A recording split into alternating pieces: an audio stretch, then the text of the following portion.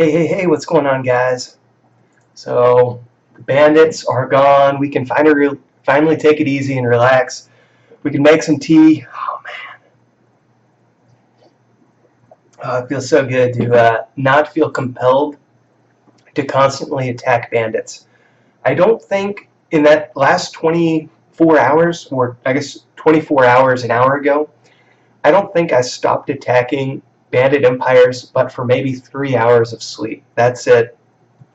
Uh, Man, yeah, my fingers were sore. My eyes were starting to lose focus. Like I couldn't focus on anything. Yeah, it definitely wasn't healthy. Hopefully I don't have to do that again. But Bandit Empires are so good. The MP recovery gems are going to be so important going forward. I felt compelled to constantly attack them. And it worked out. I can show you guys what I ended up with. I think I got 50 billion points. I took second in the realm, so I didn't even win it. But I did get 50 billion. And I walked away with 2 level 10 NP recovery gems, the rest level 9s. We can show you guys what the level 10s, what their stats are. 482% NP recovery on the level 10s. That's pretty darn good, darn good Paragon gem. And for the level 9s, it's 336%. So you can see it's only, what is that? It's not even 50% more. And it takes 4 to make that 50% up. So that's why it's definitely better off you're better off having 7 9s than you are 1 10 and 3 9s. Cool. Yeah, so I did get a bunch of 9s, 2 10s, and now I get over 50,000 MP every hour. So that's pretty cool. I'll take that. It's going to come in handy at some point. Real quick though, I want to give a shout out to the guy who beat me. This guy's a monster. Look at this, 90 billion troops killed on neutral realm empires. That's impressive, guys. This is in this realm. It's 1521, so there's a lot of realms that are way older than this. I bet you a lot of them don't even have people with near 90 billion. That's crazy to me. Yeah, and he only had 60 billion before that event, so I'm sure he got over 100 billion points. He had to have. And talking to him, he already had like the best gems. I was always wondering how he could constantly attack realm bosses. This dude's like, first I gotta say, Solano is like he's the guy that you should emulate to play this game. He does everything so good. He's so good at the events. He hardly spends any money, but yet he dominates. Like he dominates the game without spending hardly anything. And a lot of it's because he does so good on neutral realm events like this one, taking out the bandits. I watched him for a good 15 minutes just to try to learn from him. Because what he did is, he started off, he'd teleport around, he would attack a bunch of different empires. You could tell he was just running the numbers in his head. If I can attack this many level 30s, this many level 30s, 40s, and 50s, what's the lowest I should attack? I mean, you could just watch his empire, watch him attack, and just see intelligence come out of it. It's crazy. Yeah, so he got 30 billion troops killed this event. I'm sure he's got almost all level 10 MP gems. He's a beast, so shout out to him. And he already spends money, guys. He's a beast at this game, hardly spends anything. Now, moving on, what I want to do, now that we've had a chance to relax, breathe, sit back and think about the game, think about what's happened in the last week, I'd like to talk about what's happened in the last week. So we have a couple new things going on. We got a new helmet. So we had the Destiny weapon a while back that buffs troop attack against Astrals. Well, here is the helmet that goes along with the weapon. So it's definitely the best helmet. 250,000 fire elemental attack bonus if you get the legendary Grandmaster crown and level it up, I'm guessing, to legendary. 400,000 troop health, that's a lot of troop health, and 450% troop attack against Astral. Dang. So hopefully you guys can get that one. You have to open up the chests and hope that it's like a 0.1% chance that you'll get the Destiny crown, and then you have to level it up to legendary. But if you do, it's definitely good stats. It's going to be, we'll see. Right now you have to spend money to get it. So we'll see. I don't think too many people are going to get that helmet to legendary. Probably just the most craziest among us. Bloodbath Realm kill event coming soon. That'll be fun. We'll have fun with that. We got a new Proving Grounds, a new Ultimate Hero leveling dungeon. Takes Ultra Elixir though, so you have to buy Ultra Elixir in packs, or maybe you've been able to farm it from like a Moogle event or something.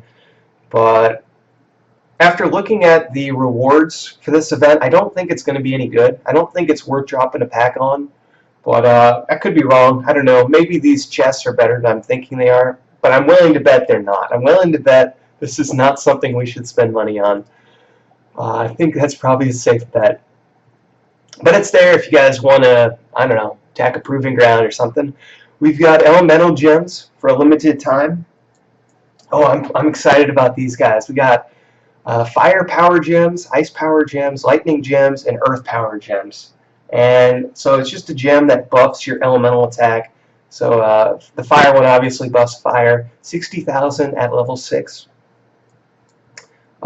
Another cool thing about these is the 15% elemental troop attack multiplier. So if you're attacking ice troops, boom, you get that 15% attack bonus against it. That's cool. So fire is stronger than ice stronger than earth, lightning stronger than fire, and earth is strong against lightning. Cool. Yeah, I'd like to get some of these gems. I've seen them in packs. I'm also told you can get them in the quests. So you just need a little bit of luck, or probably a lot of luck, but I'm told that they do drop here in the quests. So, and it's cool they put materials back in the quest. For a while there, once you hit Citadel 50, no more materials in the quest, but it's back, and it's definitely worth collecting them. And also, if you have the Crystal Nexus, use your Adventurer's Core. I've been using mine. So what I usually do is I open up all the quests and then activate the Adventurer's Core, because it'll give you a whole fresh new set of better quests. So you might as well collect them beforehand. Well, let's just see if we got anything here.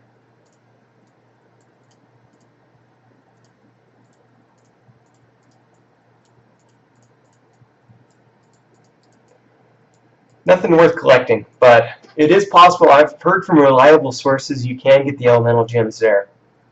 Definitely be worth doing that. What else happened? Oh, we got a new mercenary troop, and Luna gave us some materials for it. I think in a Luna gift or something. But let's check these out. So, Assassin Warriors, Shadow Stalkers. While alive or surviving combat, your enemies can detect the presence of your Shadow Stalkers, but they will be clueless as to how many you have at your disposal. So if you have 1,000,000 of them, they won't be able to tell. I like that. That's cool.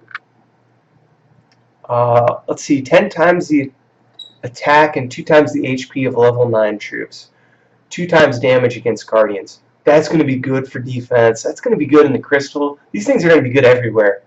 Shadow Warriors. We've been waiting for a good mercenary troop. It's been forever. I did craft some. I activated Arania to get the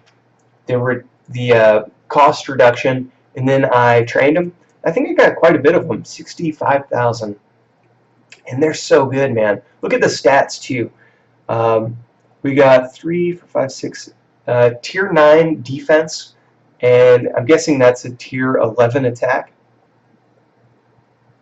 12, a tier 10, 12 attack. So these guys are beasts, and they're warriors, so they're going to help you out against cavalry troops, which are super buff these days. And they're good against Guardians, so really cool. And the alive troop count's kind of cool. Like if you bought packs of this, you would get at least 90,000 a pack. You'd have to buy a lot of packs to have enough of them that if somebody attacked you, it would, they would do a lot more damage. But hey, it's kind of cool that you can't tell how many somebody has, especially in the Crystal. If you got a ton of those guys, ooh, I like it. So Shadow Stalkers, I'm digging it. What else is going on here? We had, so Luna dropped us an item in I think it was a Luna gift, and it was 1 minute lifetime troop capacity increase, like unlimited troop capacity for 1 minute. So I collected some of these items, and hopefully you guys haven't used yours yet. And if you have, that's okay. But if you haven't, we're going to talk about what you can do to get the most out of that boost. So usually the booster here, let's see if we can find it.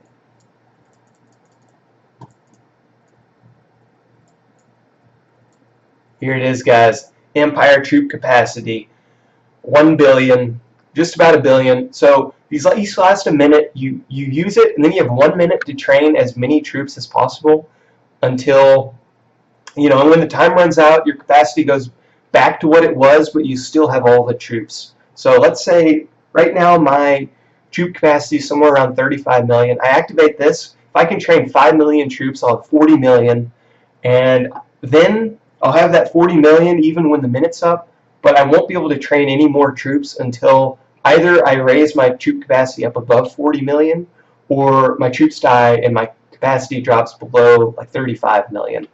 So it's a pretty cool concept. I was able to get 4 by using Luna. You know, if you switch to Luna, when you open up the gifts, you get double. That's cool. So what this means is we're going to want to train as many troops as possible in a minute. What's the trick to training as many troops as possible? The key is going to be increasing your training queue as much as possible. Get this number as high as you possibly can. So, because it's going to be how many clicks you can do in a minute. And if this number is twice as big and you do the same amount of clicks, you're going to have twice as many troops. One thing I will say, though, I would save it until a couple of things. Number one, once that minute's up, you're going to be unable to train any more troops. And if you attack somebody, you're just digging into that. You're not going to be able to retrain those troops until your capacity gets up. So it makes sense to use it and wait to use it until really opportune moments. Like if you're going in planning big for an RVR and you want to be as beastly as you can for that RVR, that's a good time to go ahead and use it and train your capacity up. But I'm just going to save mine. Like I'm going to save it. My capacity is going to keep going up in the meantime as I level my citadel, level my garrisons, as I do the defensive research. Yeah, there's a lot of ways to increase troop capacity. So I'm going to want to get my troop capacity as high as possible and then wait for the best moment. And I know a lot of people used it yesterday, and then we got the Bandit invasion, and all their troops they used to attack, that many troops died, and their capacity, they're back where they were. Another thing, too, is you can't do the training events once your capacity is above max. So that's why I'm going to save mine. I like to do the training events in the morning, get the contract. I like to do, you know, like to prepare for RVR training events and stuff. So it makes sense for me to just save my capacities. I'll probably save them until somebody's giving me a hard time in Realm chat saying they can burn me.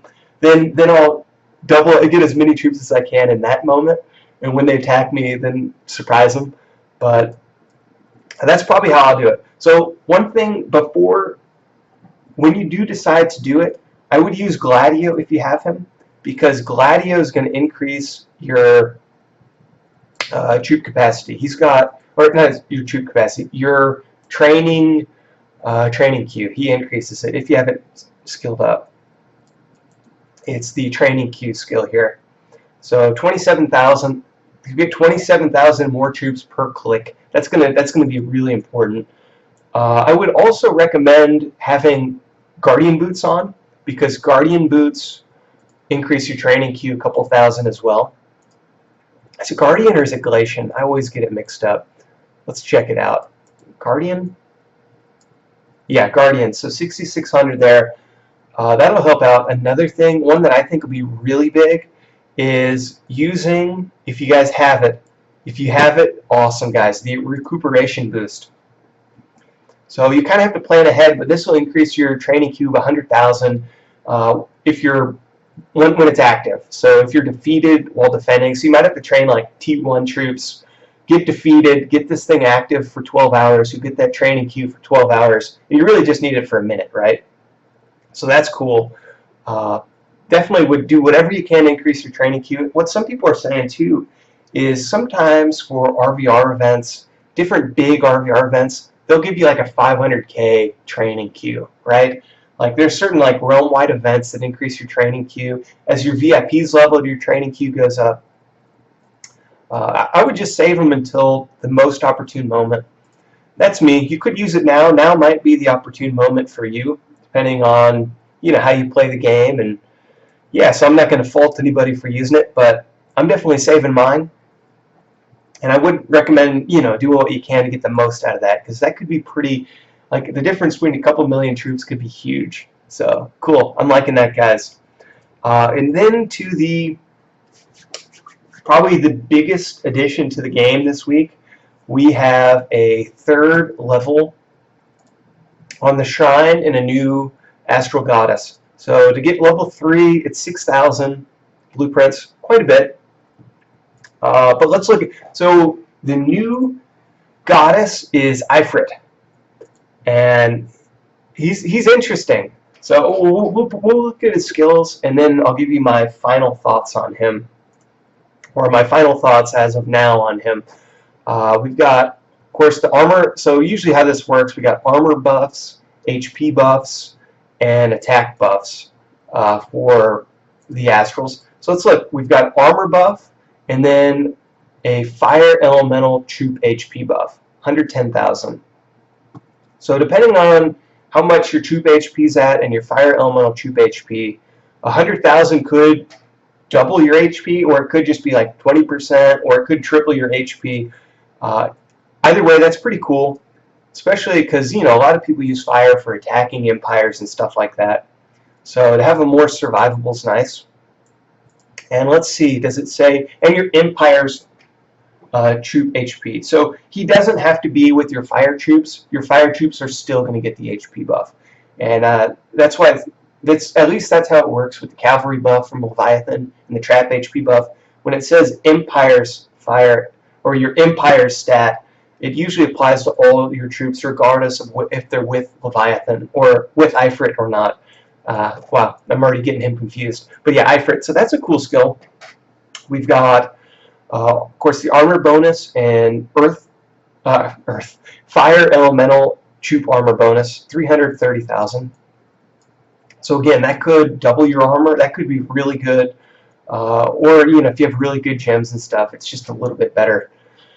Let's see, and this one, City Assault HP, 75,000. So just that right there, between this skill and this skill, if you're attacking with fire, you could have 180,000% troop HP with fire elementals attacking. That's pretty cool. Moving on, we've got Empire's Warrior Attack, 85,000. So it's not as much as Leviathan's Cavalry Attack buff, but hey, we needed both warriors because we needed to counter Leviathan's cavalry buff. So finally, warriors are getting some way to buff them up. Ifrit will be helpful in that regard. We've got fire elemental troop attack bonus, 110,000. So if you're attacking with fire elementals, you'll get 180-something thousand troop attack on those from this. And then Empire's critical fire elemental attack bonus. Critical fire elemental. Critical fire? Your Empire's critical fire. I'm not sure what they mean by critical fire attack bonus, but I'm guessing it's a fire attack bonus, 250,000. Critical. I don't know what they mean by that. Oh, okay. Ifrit grants even more power to your fire troops if they have more attack than your enemy's fire attack troops. Okay, so I'm guessing if your fire elementals have more attack than the enemy attack, this bonus you get. So the critical is kind of like a if attack bonus.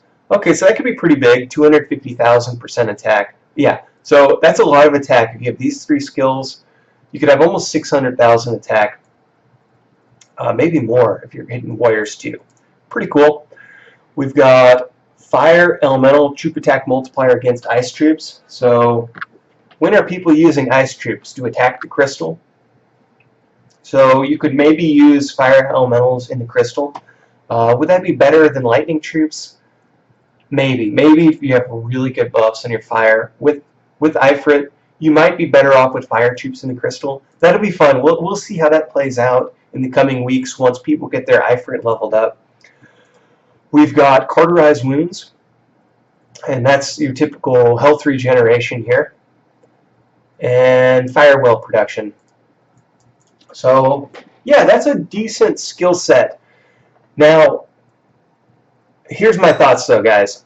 I don't think most people should be getting Ifrit. I think Ifrit's just for people who like to burn other people, right? Or just for people who like to go in free heroes. Or just for people, maybe just the people who attack the crystals.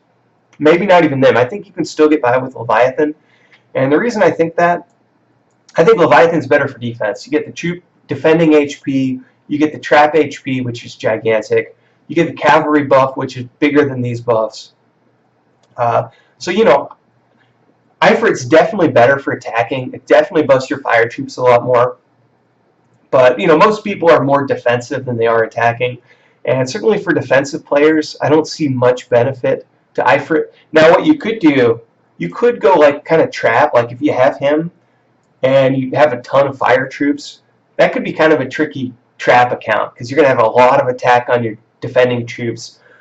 But even then, I think I would, that trap HP buff's so big, and even for taking the crystal, one thing that makes it so difficult to capture the crystal is people's traps are so tough to eat through with Leviathan's trap HP bonus.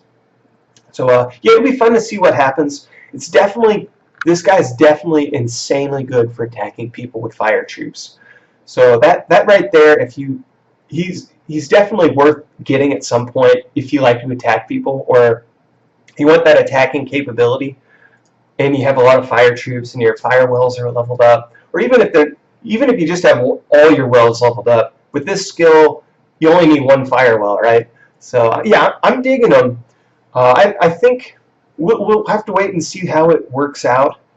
One thing I do wonder, now Leviathan's base attack was way stronger than Shiva's. So I'm wondering if Ifrit's base attack is the same as Leviathan's, or if his base attack's way stronger too. Because if his astral attack's a lot stronger, that right there could make him a beast in a lot of different scenarios. But I think for most people, Leviathan's, you can't have both active at the same time, as of now, right?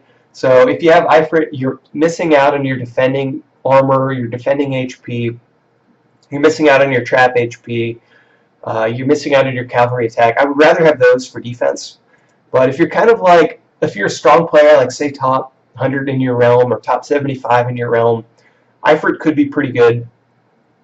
You know, there's probably, I would want this bundled in with another pack or something. I'll be holding off for a while, I think. But it is interesting. It could, especially if you like to focus on like certain aspects of the game, you could be a beast at fire elementals. And with the new fire elemental gems, they can all go together. You could be a monster. But I think for most people, Leviathan is just fine. That's my thoughts. I wouldn't go spending money for him for just kind of just to be better at one little piece of the game. But hey, you know, I wouldn't fault anybody for doing it either, because it would be nice. He's definitely going to be the best for trying to free heroes, like, and trying to zero people fast. So if somebody captures your friend's hero and you want to take him out, Ifrit's definitely the best in that scenario. But yeah, we'll have to wait and see for other purposes. For now, though, you're fine with Leviathan. Get your Leviathan or Shiva level way up, and no rush to get them, because even when you get them, you still have to level them up, right? So that means you either have to buy sigil packs or wait for a good Moogle Market event to get sigils for them, or I don't know, however, we're going to have a way to hopefully get sigils for them in the future to level them up. But there's no rush to unlock them and get them until the packs are better, or unless you're just going to buy a ton of sigil packs, which I don't really recommend. But you could, if you want to be a, you know, there's always those people who want to be a beast today, and that's one way to do it, certainly. So yeah, I think that's about it. Did I miss anything, guys? What else has been happening? Hope you guys have been doing good. Hope you got some MP recovery gems, or at least I hope you guys are doing good. I'm sure we'll have another way to get MP recovery gems. I'm just happy I can finally deconstruct my jewel mines. My jewel mines are finally useless. I can finally have a better well, like an earth well or a fire well.